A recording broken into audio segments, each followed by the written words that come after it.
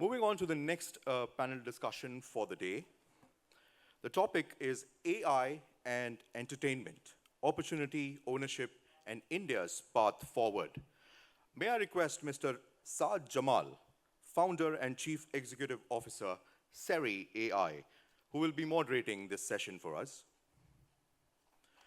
And I invite our panelist, Mr. Arjun Mittal, business guy, Postudio, Aubrey Aloysius, co-founder and chief executive officer, LorraineMusic.ai, and Mr. Gaurav Samant, founder, the Nestling network. Please put our hands together, ladies and gentlemen.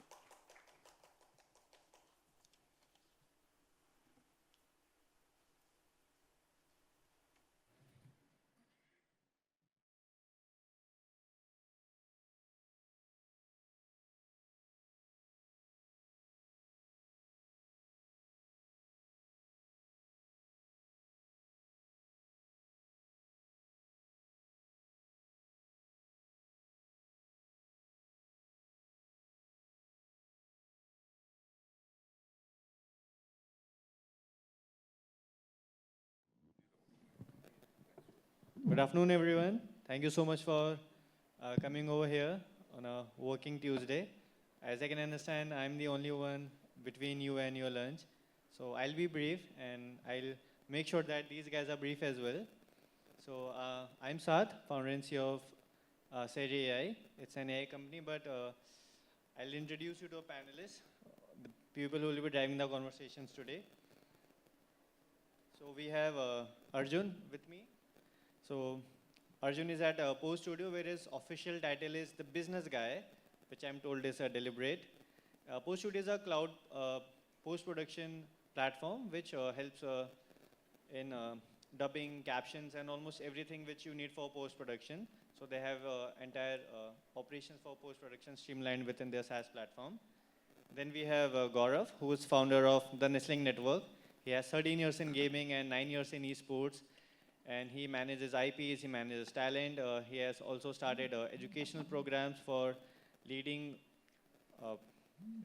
careers for people who want to get into esports and create economy, something which India desperately needs. And then we have Aubrey sir. He is co-founder and CEO of LorraineMusic.ai. LorraineMusic.ai is a new startup which teaches music literacy to people. It's as important as the language literacy, but very few people realize it, and he's on a mission to change that. And it comes on back of 2 decades of experience of scaling his own music teaching academy and his experience in music. So this is a panel. Let's have a huge round of applause for all of these people who have come here. And I'd like to just introduce our moderator, whom I met 6 years ago. He was a young student, a second-year student of engineering at an IMAI event at Geo.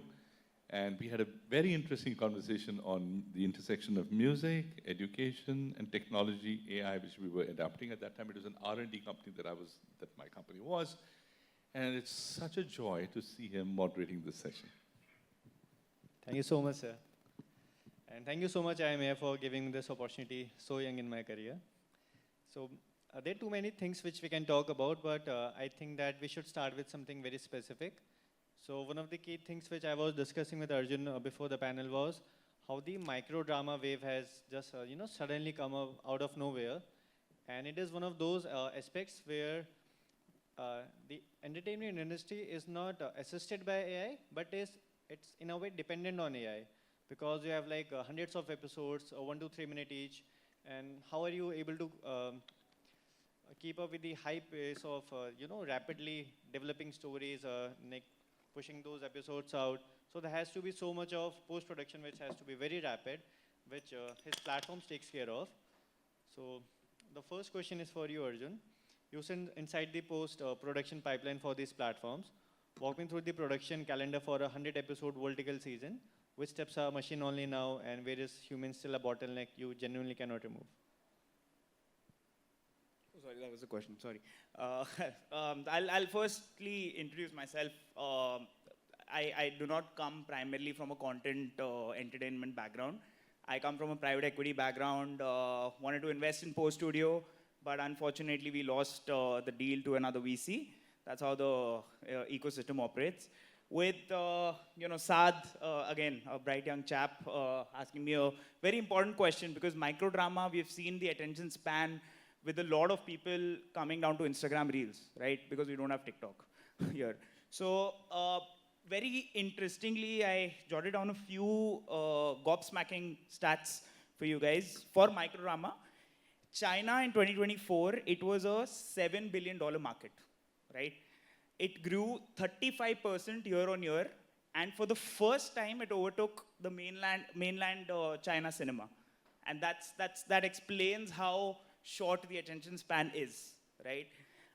Second, India is slightly different here, because India, being India, it has 15 major media-centric languages, and about 60 to 70% of the content of microdrama is consumed in tier 2, tier 3 cities. I'm talking about languages like Tamil, Telugu, Haryanvi, etc. So that is, the localization part of it is huge. And with India, we downloaded more microdrama apps than Netflix and JioStar combined as of last year. So this is huge right now, and I mean, we are seeing a lot of microdrama platforms coming up here, and we have the privilege of working with them. Postudio as a whole, in general sense, solves for, it's an AI native Google workspace for post-production. Every post-production workflow on the cloud with AI native apps for solving for dubbing, editing, syncing, etc., VFX, and many more. So that's what we saw a gap in the market, and that's how we are supporting them. With, again, microdrama, we've just started because it's very nascent now in India and exploding. We have helped almost 2,000 hours of content float through microdrama, handling all of their post-production while solving for the localization part of it. So that's something that we started off with. And yeah, basically that's how it's going, right? We see a big opportunity there, and I would like to probably narrow down the focus to microdrama in the next year or so. Makes sense. So also want to understand, like when you are helping in dubbing these microdrama episodes into multiple languages, what happens to the employment opportunities for people who have been dubbing these? So are you in a way assisting them, or it's a replacement? How's your Very good question. So we right now currently we operate in 15 Indian languages and 6 international languages. There are a lot of unions in these international languages, what we've noticed. We do not compete with the local talent, we complement them. What we have done slightly differently is retaining the original character's texture, tone, accent of the original content while dubbing it at AI speed. Where you see a lot of Instagram and YouTube autodub sounding very fake, right? Because all of them are prompt in, speech out. That's the kind of model and workflows that we have noticed. How we have done it, we retain human authenticity and retain the authenticity of the dubbing talent. We want to protect them because, again, there's a big pushback in countries like Mexico and the entire of Europe, right? Where we see languages like Spanish, French, German. Nobody is willing to take the AI plunge yet. India has adopted it faster. So that's why we have figured out a way to work with the talent and complement them and compensate them pretty well and deliver it at AI speed. That's how I would like to put it. So no employment opportunities are going away. So we've actually learned a way in which we can work with AI and sync with AI rather than competing with it. Makes sense. My next question is for you, Gaurav. So vertical microdrama and gaming content, do you think they're competing for the same thumb, the same attention, the same devices, or it has no impact on your nature of business, like esports and gaming content? I don't think so, because see, when you talk about esports and gaming content, I mean, talk about microdramas, those are totally different genres here, which we're talking about. So again, if a gamer, when we talk about a gamer, right, he's more focused into enjoying it, enjoying the gameplay, enjoying the maybe genre of the games where he's playing. And when it comes to micro drama, maybe there might be some of the gamers who are consuming it. I'm not sure, but they might be doing it just for a relaxation or a time pass, or maybe just kill their time. But most of the focus of the gamers are totally into enjoying the gameplay and basically upskilling them in when you're talking about competitive gamers. But when it comes to a casual one, it is more like chill kind of an environment. But as per my experience or what I have seen in the market, 90% of the gamers are not consuming micro dramas at this stage, you can say, because this is very early. But maybe in future there can be some elements which are bridging the gap between these two things. Like we could have micro dramas who are talking about gaming events, or maybe something which is there was an series in YouTube which were Life of a Gamer. So maybe something like this. If micro dramas are more centric towards youth culture. When I say about youth culture, it is not only limited to gaming, but other sectors as well. But if that thing happens, then maybe yes, you can see this combination or thing in future. But right now, I don't think I have seen it anywhere. Makes sense. I also have a follow-up question for you. It's a separate question, by the way. There are many virtual gaming influencers who are in the gaming sector, and they have their own audiences, they have their own brand deals, and you are also managing like human gamers. We have a term for it now, who are actively. So are these two sectors competing with each other, like human gamers and virtual influencers? As a brand, how do brand perceives a virtual influencer versus a gaming influencer who's a real human? So see, first of all, I would say there is no competition as such, because when you talk about virtual influencer, there is only one part of that influencer which the audience is, focused about. It can be anything. But when it comes to a human influencer or a human gamer, there are multiple elements involved in it, specifically, the highs and lows of the emotional achievements, maybe like winning a tournament or, achieving something in the game itself.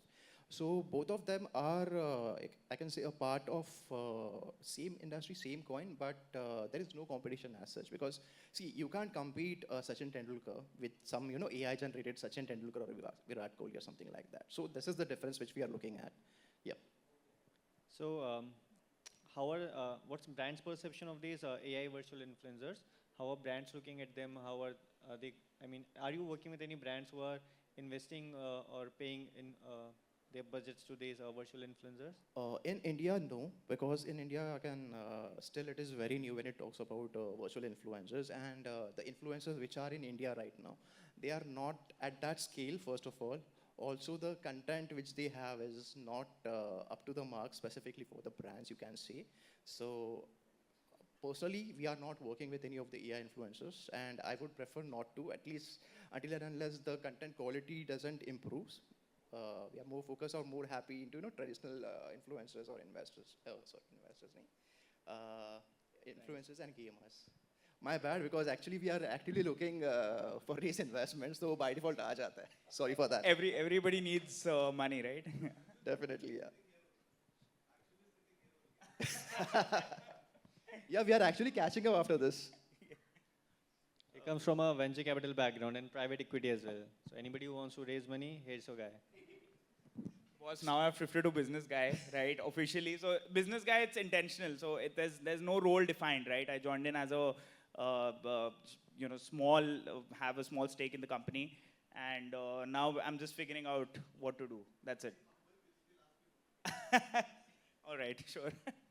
He may not say it on stage, but after the panel, you can have conversation why VC doesn't work in India. So coming to you, sir, Aubrey, sir.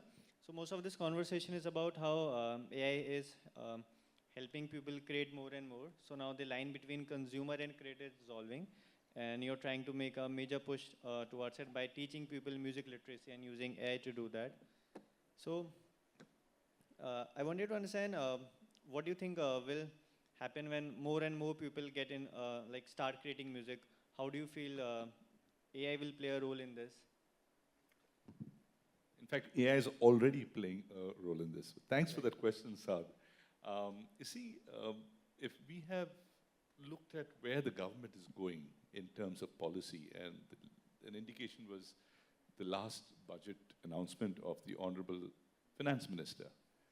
She mentioned the name, Orange Economy, and under that, the AVGC XR sector, of which our friend is a part of, and I'm a part of. Now, there's an investment going into that. And that is being pronounced in the budget as one of the 10 basic building blocks towards Viksit Bharat 2047. That is a significance. So when we talk about the orange economy, it includes a whole big, it's a huge circle that includes the performing arts, visual arts, literary arts. But when you look at the performing arts, of which media and entertainment is a big circle within it, and that includes the movies that we consume, the animation films that we consume, the games that we love to play, the esports that we love to compete in, etc. And all of this, the common denominator is music. Can you imagine how many of us love watching a horror movie? Can you imagine watching a horror movie with the music turned off? It looks like a comic, I know. And so you can understand the message, the importance of music in all of this. And unfortunately, India, despite being a hugely talented nation, if you ask a room, how many of you love music, 100 hands would go up. We are a nation that has imbibed about 5,000 years of our musical heritage and culture, but only 1% or less is actually music literate. And that's because music education or music literacy has not been available. And there's 99% of our population there that needs music literacy. And if we need to have that scale, we need half the population being gurus and half the population being shishyas. That's not a scenario we can foresee. And therefore, AI comes in. And that's what we as an organization have spent over 2 decades in researching, the K-12 process. And then the government challenged us to then go further to do the undergraduate and postgraduate process of education. And so now we have a K-12 and undergraduate 5-year integrated bachelor's and master's program in music and performing arts that we are rolling out to our partners and B2B partners and universities, starting with top universities and top schools. But the B2C is what I love, because the consumer, that's the end consumer. So what does AI do? The AI breaks down music literacy. And our focus is to make the human being learning music become smarter, become more intelligent, not making the machines more intelligent. I hope that answers the question, or do you have a counter to that? I have a couple of follow-up questions to that. So when we discuss about this, what are the commercial aspects of it? For example, as in studio or a production house or a brand, do I need people who are very good with using AI tools which can generate music? Or would I still need a professional musician to take on my work? And when do you think that gap can be shortened? Yeah, so you see, AI is, okay, coming back, I'm a pro AI guy. Let me get that clear, okay? It's like, if you look at technology development, I remember the reaction that I read about when calculators were introduced. And they said, hey, that's the end of human intelligence, you know, ability to count. But that didn't stop mathematicians being thrown up. There are countless number of mathematicians that have been thrown up over the years since calculators have been introduced. And that's led to fantastic engineering feats that have developed so far. We have huge skyscrapers that have been built as of now. Same thing today with AI is actually a tool. It's best looked at as a tool, like a calculator then. And therefore, this is the process of our evolution as a human race. Now, what we are not focusing on is producing mere noise, you know, monotonous noise. If I were to say, and if you're really deep into music, you will see music that's generated that way lacks emotion, lacks a whole lot of things that actually comes from a human being, okay? And what we are trying to do is produce a nation of creators. In IT, we all know that we are a service-oriented nation. In creation, we don't want to build, in the orange economy, we don't want to build a service-oriented nation either. We want to build a nation that's building its own IP. because that's where the money is. The GDP contribution of the orange economy can go as high as 5 to 10% if we get it right. And so, the objective is to ensure that we create creators, we create individuals who are educated, literate, who are creators, who then become owners of IP, who can export it and contribute to the nation building process through the GDP development. Does that answer? Yes, sir, that's a good answer. And I have another question regarding this. So very recently, you guys might have heard that Arjit Singh fought a case against Quotable Ventures, where the court gave the decision in his favor, saying that his voice, his mannerism, his vocals, his texture, everything is protectable. But the courts apply a commercial recognition test. So although Arjit Singh can protect his voice, he can protect his IP against IP, like AI cloning and other things. What about a random singer who is singing in Andheri in a bar or something? What kind of IP protections do they have if an AI tools can start mimicking them? So what do you have to say on that? Yeah, so I think there's a dilemma. You know, media, I'm sure a lot of media related people or the legal entity here, it's a dilemma. There's a fear, what lies ahead. And this is something that we need to be proactive about. And I would say in our company, what we focus on is implementing AI. You know, we need to create ownership right in the beginning, not be reactive to what happens out there in the marketplace. And so what we would focus on is what we call re-engineering the architecture of AI to ensure that that doesn't happen. And there's a way to go about doing that, what I would call ethical architecture of AI, and ensuring that the AI that we build, we proactively decide the content, the data that is being trained on. Not merely scraped from where we do not know where it's being scraped from. That's exactly what is the root problem of these cases that are emerging. Not to create a black box that we do not know what is inside. And then we realize, hey, what is inside is actually not original. It's somebody else's, okay? Right. And that's the approach that we take. If we can create creators at scale that create original content, that enables these creators to get their own IP, that then gets monetized, and that gets out there at scale, and then gets the whole ecosystem of gamers and microdrama creators and the whole ecosystem, utilize that at scale. You now have a dramatic India that's shaping up and being a leader. That's where India can be. We can be the leader in this, the IP owners and IP exporters and leaders in this game. Makes sense. That's a very interesting vision to have for India. And I think somebody who can comment on it would be Arjun, specifically because with Postudio, you can clone AI voices. So there are people whose voices you are using. So I want to understand, as a SaaS platform, when you are cloning voices of dubbing artists, how are they compensated? Or are they compensated as that's part of the business model? Sure, thanks. Firstly, I would say SaaS word now in today's day and age is dead, right? We see a lot of events being marketed from SaaS first and then AI in their names. But to your question, right? When you say that cloning and when we use our product, as I said, we are complementing the artists where all the consent, etc., is already being taken. We are not using our model to train the input that we receive, right? That's what we are approaching. It's pardon my language, it's a shitty business to scale, but still it retains the authenticity, and we still have a goodwill in the market, right?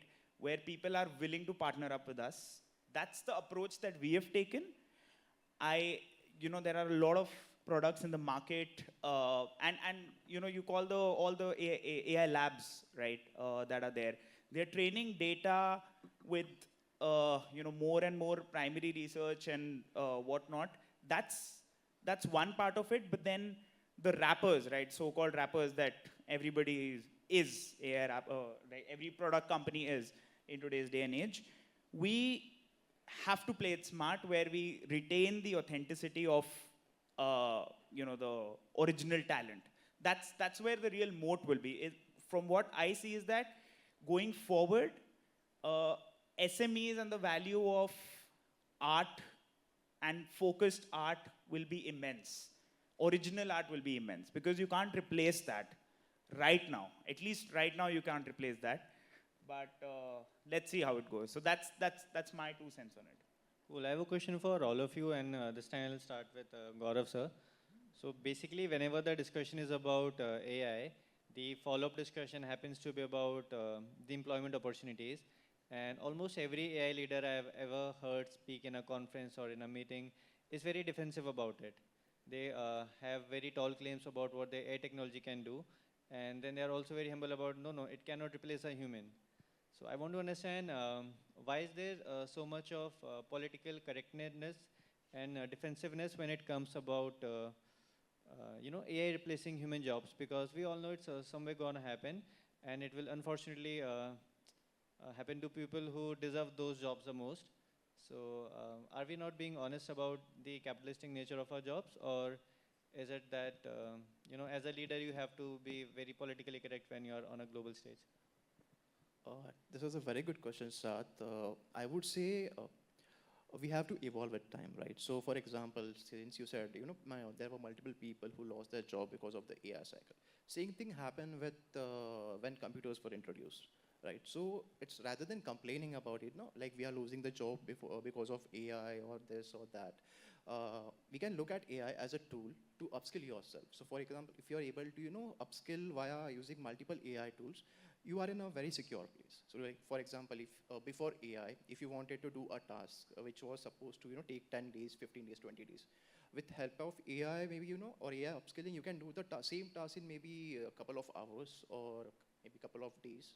So this is basically the most important thing here is how do you see this opportunity? Do you want to just cry and crypt about it? Ki, okay, this is my skill set, and AI is taking my skill set out of it, which is causing me to lose my job. Or you're planning to upskill yourself, making use of those AI tools to weaponize yourself, and then grow in your in the whatever the field or genre you're looking at. So, but again, it is not easy to do because change obviously, and it takes time to accept it. But we should have a positive approach towards it. This is what I personally feel, because रोलने से कुछ नहीं होने वाला है. Yeah, what I would say is I'll just pick one word from what you just said: change. And we've been hearing this phrase all our life: change is constant. And when we go back in history, we look at the Industrial Revolution, wherever, Industrial Revolution 5.0, but let's look at 1.0. It started with what? The mills. Handloom became power looms. And this whole cry of, oh my God, technology is going to disrupt our life. Yes, it's a disruption. And that disruption is accelerating at such a pace that we can't even catch up with it. Mentally, half the world is in fear. That's what you're addressing. And the half the world, I hope, is like us, very positive, energetic, waiting for tomorrow to happen, can't wait to sleep. No, don't want to sleep. I want to wake up, immediately tomorrow to see that real world happening. And I think we need to understand from history, we need to learn lessons from history, that never ever has anyone who's been open to adapt to change and been positive and learned and been open to reskill themselves have ever not, lost an opportunity to earn money, And right? the best example of this is everyone knows Nokia, right? Everyone knows BlackBerry. What happened with them? It's like you have to adapt to the changes or you can't survive in the market. It doesn't matter how big you are, how much resources you have. It's just like you have to do it.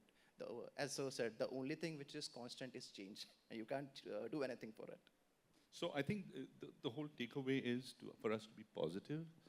I believe that'll catch, okay? That'll be picked up, and people will move with it. We can't afford to be negative. Yeah, The and world is fully negative. I would like to add to this, like changes and everything is fine, but I somewhere feel that there should be more awareness regarding all these things, specifically by the government and as well as the employees or the companies who have these talents under them. Because not everyone has that opportunity to attend conferences, to meet the decision makers and leadership. So I somewhere feel that there should be a grassroots level awareness, if not at a bigger scale, to at least the employees or the students or whoever is it. They have idea about what is going on and what should be beneficial for them to survive into this ecosystem. And Arjun, before you, I know you're wanting to deep dive into it quickly, but the most important key buzzword, it's a buzzword, but I would like to make it a real crucial thing, is skill development, okay? And we need to be proactive in ensuring that we reach out to the youth and make them understand the need of the hour and be proactively helping. And that's what we would do. I'd love to go and reach out to a school student and prepare them today. I'm very happy to see school children adopting AI so nicely and so enthusiastically. That's the future. Gen Z and Gen Alpha. Watch out for them. Yeah, and sir, sorry Arjun. It's okay, yeah. So since you said about this Gen Z and Gen Alpha, so there were a couple of incidences where we initially approached universities and colleges for all this thing, like gaming education, gaming skill development. So 3 years down, 3 years before, no one was entertaining it, but right now, I spoke to the deans and the directors who are like 70, 75 plus, and they are coming to me and they're saying, hey, Gaurav, we want to set up something like this which can help to position our university or our institutes at a very different level. And we did a couple of pilot projects with Chandigarh University. We have AI universities where the response was pretty good.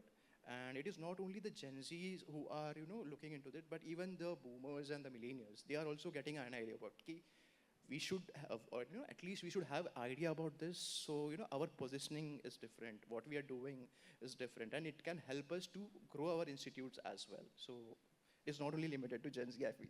No, that's happening. When we spent, so as two co-founders, we spent 2 decades in just doing research in K to 12. We didn't even focus on, we thought it'll take a long time to get to post-graduation. We set up a second company for scale. It's a new startup, brand new startup, January 2026 registered. But within barely 60 days, 3 universities signed up MOUs for a 5-year integrated undergraduate and postgraduate courses in music and performing arts. I never dreamt this could happen. I'm now waiting to, well, I'm looking for an investor who will fund so that we can scale immediately to 28 states and 8 union territories. Look, I automatically look at Arjun. Yeah. Arjun is getting awkward. So we all are queuing up after him. Look, really, it's an opportunity to scale across 28 states and 8 union territories. Anyone with a vision, this is what India is ready for. This is what I think there's a whole galvanization of this energy right from, not just from Gen Alpha and Gen Z, but right from the government and millennials and baby boomers, whoever you have, that makes up our nation. Yeah, and as you said, even the government, so in this financial budget only, they have announced that they want to establish somewhere around 20,000 center of excellences across pan-India level just to enable this orange economy or EVGC sector. And I would like to say this thing. Last month I attended a government event in which specifically for Maharashtra government, they have allotted around 50 acres of land near new airport which is operated in Mumbai. And it is purely focusing on creating AVGC or creator economy across all that 50 acres land and a budget of somewhere around 50,000 crores. So this is very good opportunity for people or the founders to utilize those kind of funding which government is making enable for us. And this is just a just for Maharashtra states. Similarly, there are multiple state policies which are obviously, I don't want to go into that right now. Let's get into that because that's where everyone here needs to understand what's happening across India. So the AVGC-XR policy, and AVGC-XR is just a small sub-segment of the media and entertainment, which is a segment of the orange economy. Now, orange economy is what we project to be contributing to 10% of India's GDP. Let me tell you, it's bigger than AI. 100%. If AI is what Silicon Valley is investing in, we need to understand the orange economy is what we need to invest in because we're going to be global leaders in not just serving, but in creating IP and exporting it. Now, here's the thing. 20 years back, I'm a Mumbaiker who went to Delhi, planted myself out into Delhi just to make policy happen. 20 years later, in 2020, we suddenly had the new national education policy that includes music and the other, arts into education. And then came COVID. We couldn't travel to states because education is a state policy, state matter. And we had to go into states and we had to wait for 2 years, 3 years, and now we're getting there. Suddenly I see the world of a change, okay? And this orange economy, that's something I dreamt 20 years back, suddenly I'm so excited in Feb when I heard I hope this excitement catches on. I was like a little kid saying, wow, they're talking about this orange economy in the budget. Super. And since then, from Feb, and we are in August, there's been such energy. So the policy, I just met the Chief Minister of Haryana. So I'm a Mumbaikar now, a Haryanvi, because I have to be domiciled there. And so my Chief Minister is from Haryana. I met him in the month of May, and I said, sir, this policy needs to happen. It's been in limbo for the last 10 years. 1st of June, he announces it. And we are creating an association. Every state, there are 17 states out of the 28 states that associations have already been formed. And mine is in Haryana is just leading to make sure that this happens in August. This movement is a silent movement, not seen, not covered by the media. But the impact will be felt within 5 years. This is how big it is. Microdramas is a new category. Suddenly it will be contagious across through these associations, And stuff like this, I mean, we need to talk about this more often. Maybe have more sessions, but we only have 5 minutes. Yeah. Saad, I'll leave it to you, man. Yeah. Because we just have 5 minutes. So I would just want to present an contrarian view to this. Firstly, I'm on your side, guys, because I'm myself, by definition, a capitalist. I'm an entrepreneur. And I'm myself super excited about AI. And the thing is, if I have to be very honest, the product we are building is taking up jobs. Every business we pitch in, before using Serri, they used to have a few people working on the project for a few days. Now, one guy, a few prompts, 10 minutes, and it's done. So we are taking up jobs. I have spoken to CMOs which we are working with who don't have intentions to plan, to plan new hiring roles, which they earlier had. So AI is taking away jobs. And I think when we say that people have to upskill and we should be excited about the advancements in technology, I think it comes from a position of privilege, which everybody here in the room has, but not many people have, especially in the entertainment industry, where people who have, if AI filmmaking comes in, you don't need cameramans, you don't need to go on physical shoots, you don't need, studio, people who work in studios and a lot of other things. So is our entertainment economy robust enough to replace the jobs which will eventually be lost in the next 5-10 years with the new jobs? And is upskilling to new jobs easier for these people who have spent their lives without too much of digital literacy? That's my question. Yeah, I'll briefly tell you this. I love movies. I'm a movie buff. Right. Okay, and I know, and one of the panelists who could not be here is making everything, all movies using AI. Okay, I was really keen to meet him. Now, that's a changing world. And recently, Hollywood had a strike a few years back, voicing the same, counter expression. They had a strike. They said, no, we don't want AI cloning our voices and doing X, Y, Z and A, B, C and PQR. Well, that's one way. But, the latest movie which is the latest movie? Superman and Spider-Man is out. But just before that, what is the one? Odyssey. And guess who made it? Christopher Nolan. And what Christopher Nolan did? He didn't use any VFX in the movie. Okay? So you will have the Christopher Nolans continuing in this world of AI that is changing. So let me go back to Industry Revolution 1.0. We still have handloom. We still love going for those, ladies, the terms better, those various designs that are hand-painted, hand-printed. We still go for it, right? That will remain. So human creativity will continue despite the change. We need to adopt both, appreciate both. Both will coexist, but the world will continue to change rapidly, even more rapidly than the last second. Superb. I mean, very well summed up, Aubrey. Gaurav, yeah. Yeah, so I agree with sir. And specifically, I would say AI is also enabling multiple new opportunities as well. So I'll give you example about gaming only, right? So previously, it's all about playing games, right?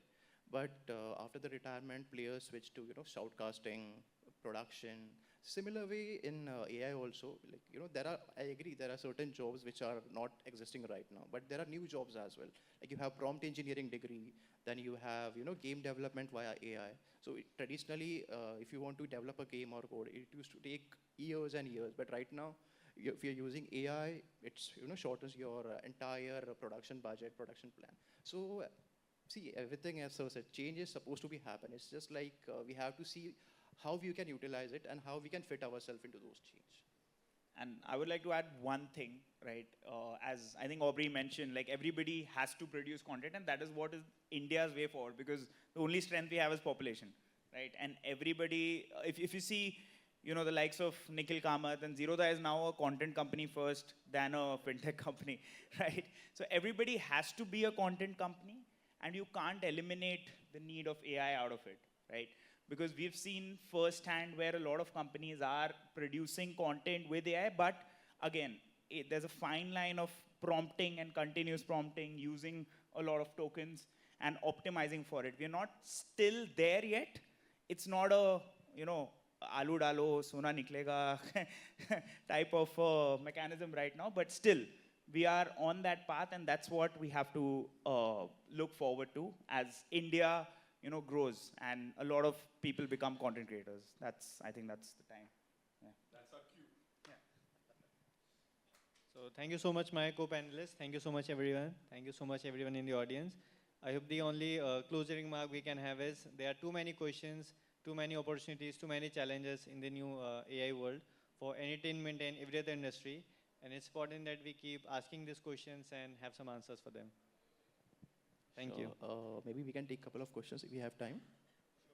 Yeah. Sure, great, yeah. Anybody from audience? Yes, please.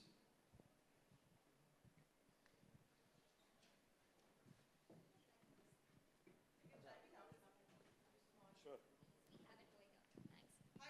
name is Chanel. I am largely now into business consultancy, and as a marketer, also a lot of interesting points that came up. Specifically to the entire panel right now, and with respect to one, micro dramas. If you compare a Tadka, which is on Jio Hotstar, vis-a-vis a drama shots which is happening internationally, the kind of content consumption that is created is very, very different. If you look at it from a micro drama narrative perspective. So, I mean, I don't think you can really compare it to a Netflix vis-a-vis a Tadka thing that's going on here, but probably drama shots make a lot more revenue than a Tadka does at the end of the day. So, do you think not devaluing micro drama, is it really going to help the industry in the long term? Because almost everyone's jumping on the micro drama bandwagon, but now they're focusing more on the brand films rather than good storytelling in that space. So that's my first question. Second comes from the IP space, where even with everything, traditionally our IP laws are so bad that any minor variation, you really can't really fight anything. Even a big giant like a Sony lost at one point. Does it really make sense to even bother with trying to protect anything at this point? Because it costs more than the output that it really comes to. Great question, Chanel. I'll focus on the first one, right? When you said microdrama and a lot of, like, let's say a Tadka versus, the Chinese incumbents like Drama Box or Real Shots, they're producing, look at the volume of content they're producing, A, right? B, what is the penetration and how does the user behave? Have you ever downloaded a microdrama platform? Yeah, so you would know how it works, right? There's a lot of gamification involved, right? There are coins that you purchase, and then you use those coins to create and unlock more stories, etc. Distribution is very important. So what the Chinese incumbents have done pretty well, two things. One is distributing it through TikTok and Reels, etc. Second is culturalization.